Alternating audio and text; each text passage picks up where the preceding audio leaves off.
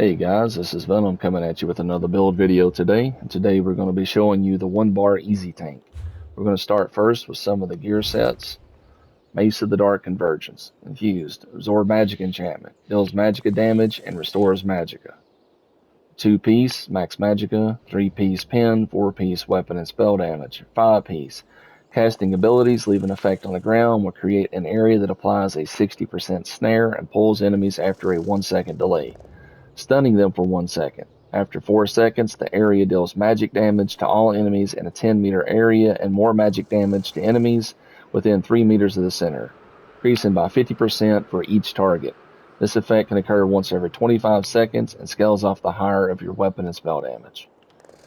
Shield is Convergence, Infused, Max Health enchant. All armor pieces are max health enchants. The heavy pieces are reinforced, the small pieces are sturdy. The head is Mighty Chudan. The 1 piece provides 1487 armor.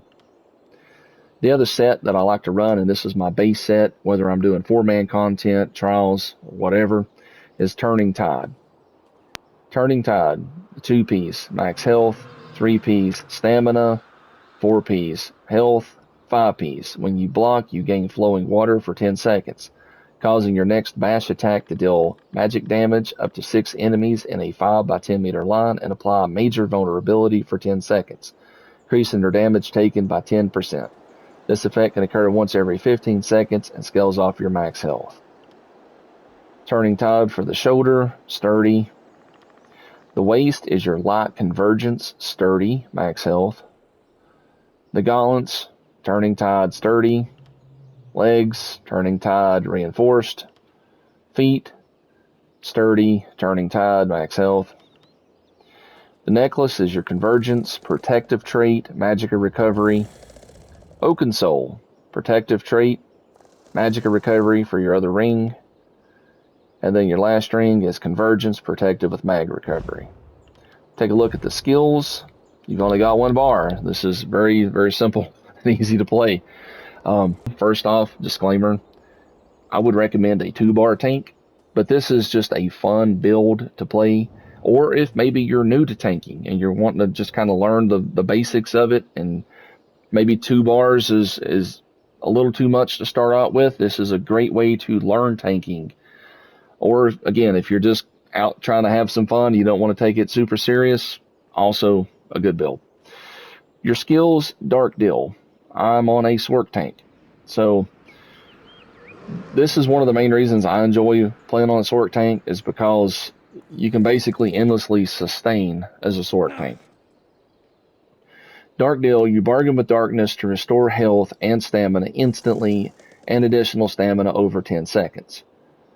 So the way you want to run this skill is whenever you're tanking a boss or some ad or whatever that can hit really hard, you want to wait until it does its heavy attack. And then you have about a 1 to 2 second delay that gives you time to weave this skill. The important thing to remember is when you're weaving this skill, technically your block drops. So you could be vulnerable. So that's why you want to wait until after the boss or this, maybe it's some crazy ad that hits hard. You want to wait and weave it afterward to get back your stamina, and it's also a heal and stam recovery. Next is Pierce Armor. This is your taunt. It's also going to apply minor and major breach to the target. It deals physical damage, taunts the enemy attack you for 15 seconds. Minor, major breach. This reduces the physical and spell resistances by 2,974 and 5,948 for 15 seconds. The next skill is Silver Leash. This fires a Dawn Guard's crossbow hook to pull an enemy to you, dealing physical damage. It taunts them for 15 seconds if they are not already taunted, and reducing their movement speed 30% for 4 seconds. Next is your Caltrops. This is just an AoE debuff that you can apply major breach to a whole bunch of stuff really, really fast. This is also important if you're running Dark Convergence, because it's going to proc that set. It's going to make everything get pulled in really fast, and then everything's going to have major breach applied to it. Next is your heal, the Summon Unstable Clan Fear. This is probably the best heal that any of the tanks have. It deals a little bit of physical damage to the enemies. and it's based off your max health. It also increases your max health by 8%. Your ultimate, this right here can be changed out depending on what you're doing. I currently have Spell Wall. This is going to reinforce your shield, allowing you to automatically block all attacks at no cost and reflect all projectiles cast at you for 7 seconds. If you ever find yourself low on resources, you can use this ultimate. It's very cheap. It's only 115. And then you can weave your Dark Deal. So when I was talking about a minute ago, you want to wait until the boss does his heavy attack before you can weave Dark Deal, otherwise your block's going to drop. If you ever find yourself in a pinch and you're running low and you need to weave Dark Deal, your ultimate, and this will automatically block for you. It gives you 7 seconds, and you can just cast this several times and get all of your stuff right back, all your health and your stamina. So, other ultimates that you can run: Aggressive Warhorn. Sound a Warhorn to rally your forces, increasing you and your group's max magicka and max stamina by 10% for 30 seconds. You and your allies gain major force, increasing your critical damage 20% for 10 seconds. This is a great way to buff your team's damage. Next, you have the Summon Charged Atronach. Summon a mobile Storm Atronach at the target location. Its arrival deals shock damage, stuns enemies for 3 seconds. The Atronach calls upon Lightning Storm every 2 seconds, dealing shock damage to enemies around it. Enemies are afflicted with the concussion status effect. An ally near the Atronach can activate the charged lightning synergy, granting nearby allies major berserk for 8 seconds, increasing their damage done by 10%. This currently works in a group of 4. They're buffing it next update, and it will work in a group of 12. Another ultimate option you can use is Suppression Field. This will not work on large targets like bosses or enemies that has wings on their health bar, but it does work on ads, and you can be in certain situations and dungeons to where some of these ads can literally one-shot your DPS, and this could be a very good choice for your ultimate because it's going to shut them down for 12 seconds. It only costs 191 ult. Enemies within the globe are stunned, while enemy players are silenced rather than stunned in case you're out in PvP. The globe also damages enemies for magic every 1 second. Alright, we'll take a look at the other skills and passives for the sword. Underneath Dark Magic, this is where Suppression Field is found. Another skill that you could replace up here if you like, you could put on Restraining Prison. It's called forth Daedric Shards from the earth to mobilize enemies in front of you for 6 seconds. If no enemies are immobilized, you restore magicka. Hitting an enemy grants you major vitality, increasing your healing received 16% for 2 seconds, plus 1 second per enemy in the area up to a maximum of 6. Dark Deal. The passives: Unholy Knowledge, reduce your health, magic, and stamina cost or your non-core combat abilities 6%. Blood Magic, when you hit an enemy with a directly applied dark magic ability, you heal. This effect can occur once every half a second, scales off your max health. Persistence, after blocking an attack, your next health, magic, and stamina ability costs 15% less. Exploitation, when you cast a dark magic ability, you grant Minor Prophecy to you and your group, increasing your spell critical rating by 1,314 for 20 seconds. That's approximately 6% crit chance added to your group. Your dark magic ability that you should be running is Dark Deal. Underneath Daedric Summoning, this is where the charged Atro can be found. You can, if you like, run, well, either the Hardened Ward, which I've got Regenerative Ward on this guy. This is the other morph. This will apply a damage shield for you. They buffed shields this current update. So this scales off the higher of your max health or magicka. So if you wanted to, you could put it on in one of these places up here if you like.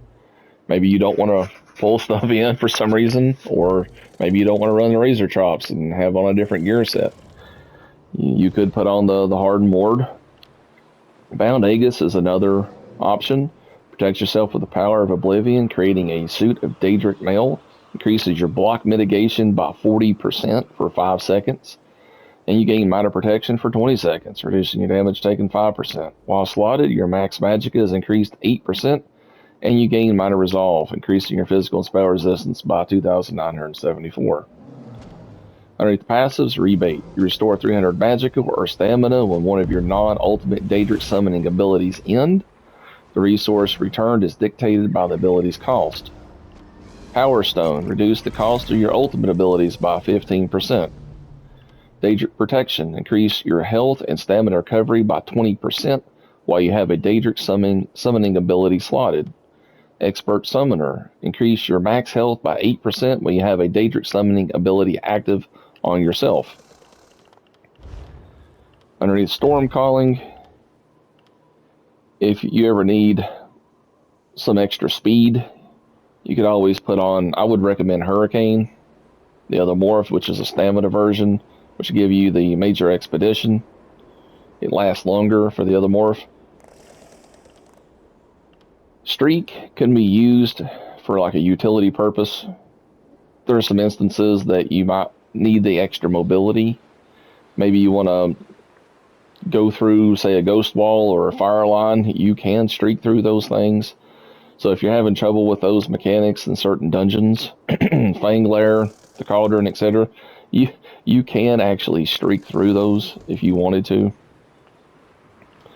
Underneath the passives, Capacitor, increase your magic recovery by 10%. Energized, increase your physical and shock damage done by 5%. Amplitude, increase your damage done against enemies by 1% for every 10% current health they have. Expert Mage, increase your weapon and spell damage by 2% for each sorcerer ability slotted. Underneath One Hand and Shield, this is where Spell Wall is found, your ult. Your Pierce Armor, you can run Heroic Slash if you like. Surprise an enemy with a deep lunge, dealing physical damage. Afflicting them with minor Bane, reduce their damage done 5% for 12 seconds. You gain minor Heroism, which you've already got with Oaken Soul, granting you one ultimate every 1.5 seconds. Defensive Stance, I like to run this when I'm on my 2-bar setups. It's a great skill. Most of your defenses, gaining a damage shield that absorbs damage for 6 seconds. The portion of this ability scales off your max health. You reflect the Fighter's Guild. This is where your Silver Leash is found. It's one of the morphs, first skill down. You make sure that you grab the 2 passives, Slayer and Banish the Wicked. Slayer increases your weapon and spell damage by 3% for each Fighter's Guild ability slotted. Banish the Wicked, you generate 3 ultimate whenever you kill an enemy. Underneath Undaunted, just grab your passes from it if you have them. I am a high elf on this build. Whatever race you are, make sure you grab your passes for it. If you're curious about why I'm a high elf on this, this is my main character, so I swap him from DPS to tank. But actually a high elf also makes an excellent tank. For his passives, Spell Recharge. When you activate an ability, you restore magicka or stamina based on whichever is lowest. This effect can occur once every 6 seconds. When you're using an ability with a channel or cast time, you also take 5% less damage, so you get mitigation on top of your resistances. So like, for example, if you're weaving Dark Deal, this is a cast time, 1 second. So that means you're actually going to benefit. You're going to take 5% less damage. So the point where you're most vulnerable when you're weaving to get back your stamina, this will help you with the mitigation. So a high elf is actually a really good choice. Cerebane's Boon, this is going to increase your max magicka by 2,000. We are a magicka-based tank, so that is also very important. Elemental Talent increases your weapon and spell damage done by 258. We are with One Piece Light, so I did grab the passes for these. You may have a different setup where you're not running any One Piece Light. I just happen to have it on with my Convergence, and Olarami is a light. But if you run different gear set combinations, you may not need your passes for light armor. I have the passes for medium. We're not running any pieces of it. For the heavy, you want to make sure that you grab all your passes for it. Underneath the assault skill line, this is where your ultimate aggressive Warhorn can be found. And Razor Chops is one up from the bottom. We'll take a look at the champion tree. Underneath the blue, these are also interchangeable depending on what you like. You may like a different setup. This is what I like for my guy. So I have, for my forest, I have Ironclad, reduce the damage taken from direct damage attacks by a total of 6%. Enduring Resolve, reduce your damage taken from damage over time by a total of 6%. Duelist Rebuff, reduce your damage taken by single target attacks by a total of 6%. Endless Endurance, increase your max stamina by 1300. We'll take a look at the red tree. Strategic Reserve, gain 30 health recovery for every 10 ultimate you have. The more ultimate you have, the more health recovery you have coming back. This is going to help you sustain very, very well. I believe this is the best slottable in any of the trees. Slippery. Whenever you are affected by a disabling effect, you automatically break free for no cost.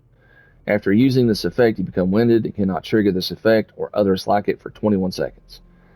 This is going to just break you free whenever you get CC'd. Every 21 seconds. But I always like to warn people, if you ever find yourself in Skullcaller Peak, you want to make sure that you change this out because there's mechanics in there where you have to get frozen. And if you don't, this is going to break you free and hey, you're going to be dead. So make sure you change it out. Fortify, this is going to give you 1731 armor, balanced vitality, 1400 health. Underneath the green tree, Treasure Hunter, increase the quality of items you find in treasure chests. Not only does this affect the green, purple, and blue, but it's also going to affect whether or not you get a gear set drop piece from that dungeon. So if you're opening treasure chest and you're finding blue rubidot moss, you want to make sure that you have this slotted because it does affect the drop chance of getting that gear set. Rationer, this gives you 30 minutes to your food and drink buffs to the duration. Meticulous Disassembly, this gives you back more material whenever you're breaking down your gear. Steed's Blessing, increase your out-of-combat movement speed by a total of 20%. Take a look at the character sheet. Got over 35,000 spell, over 34,000 physical resistance. I set mine higher than 33. That's to account for if I get debuffed.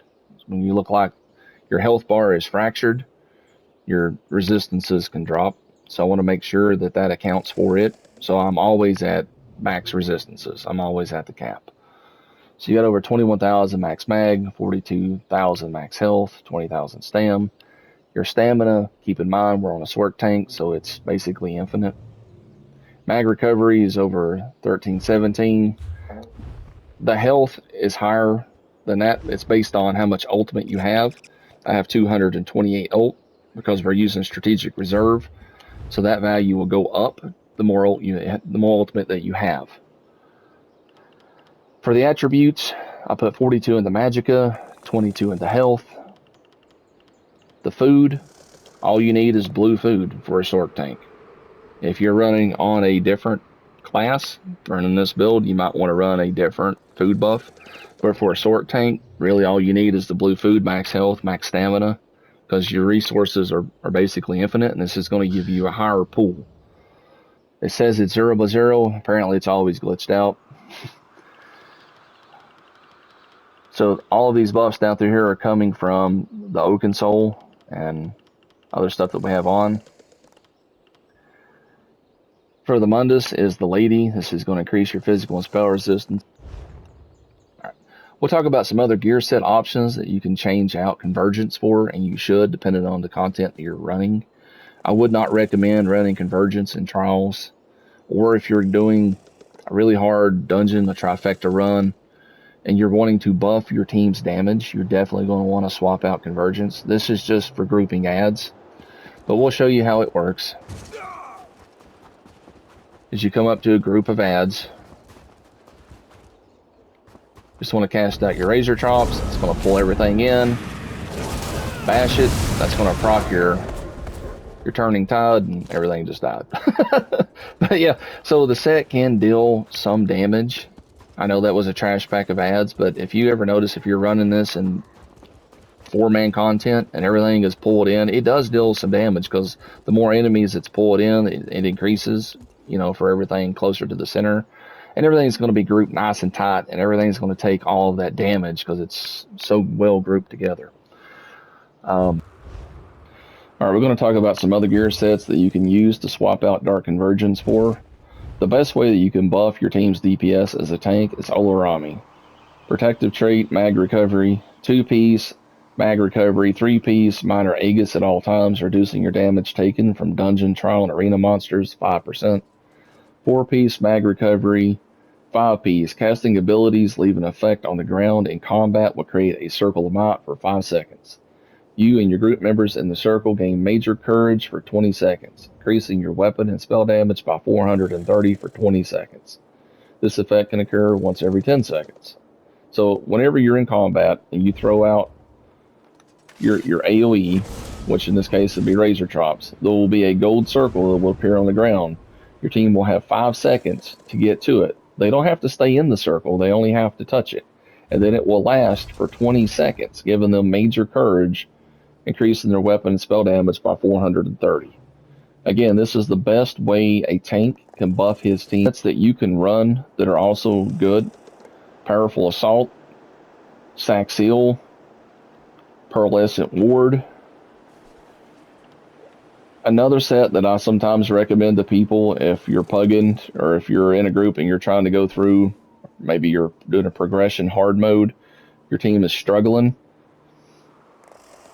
you could always try Kagernak's Hope for your jewelry, your waist, and your weapon and shield. This gives max magicka, mag recovery, max health, weapon and spell damage, and it decreases the time to resurrect an ally by 25%. When you successfully resurrect an ally, you restore magicka. So if you put this set here on, which is going to help you revive people really, really fast, go into your champion tree, to your red tree, looking for Spirit Mastery. Decrease the time it takes to resurrect an ally by 33%. That stacks with Kagernak's. So if you're trying to get through some really, really hard content and the tank should be the last person up, regardless, you could put that in combination with Kagernak's and you could just go bloop, revive, bloop, revive, and you guys will get through your hard mode stuff. It's really, really easy. If you guys enjoy the video, please like, follow, and subscribe, and I'll try to get back to y'all with another one. Later.